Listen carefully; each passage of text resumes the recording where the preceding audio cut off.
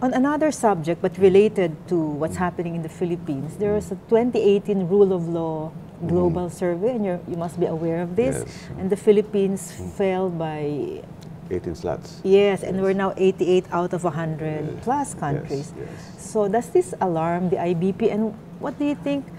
How maybe in the medium term or long term can the IBP, strengthen help strengthen the rule of law? Yes. Well, first thing, lawyers are officers of the court. So we are, Which means we are essential cogs in the administration of justice and rule of law, of course. So if the field in which we play, which is the field of law, is not healthy, then the lawyers would also be, it's if there are rules, we are bound by rules to play in that legal field, and if those rules are misapplied or they are not applied at all because of a certain imbalance in the balance of power, then the lawyers would have difficulty addressing the justice system. Like, for instance, if a judge is impelled by considerations other than the law and the evidence, what if he's impelled by fear or intimidation? Then the lawyer who is practicing before him is, at a quandary how to win his case. Right? So I saw the World Justice Index. Yes. And I saw there that the Philippines fell drastically with respect to government checks on government also.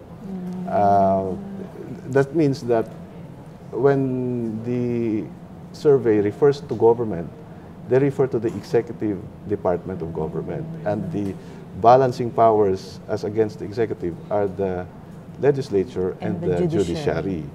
So it would appear that there is a great imbalance because according to the survey, these two other branches are no longer effective checks on the executive department. The IBP is an outsider. Yes. We are non-government. So when all these three government actors effectively collude, because the other two branches can no longer check the executive, all that remains are the non-government actors like the media, civil society, and possibly the IBP. Yes. So that's where your role comes in, and that's why you're very active in speaking up and maybe providing a check. Yes, because if we are to stick to the rule of law, this balance of power must not be disturbed. Yes. And as lawyers, we're told, are one of the most conservative. Is one of the most conservative professions in the country.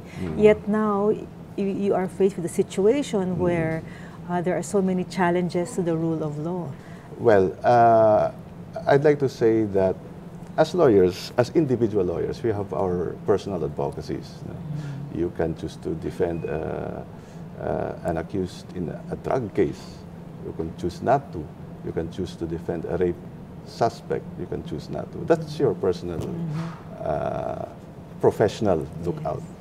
But as a bar organization, we cannot advocate something that will distress the rule of law.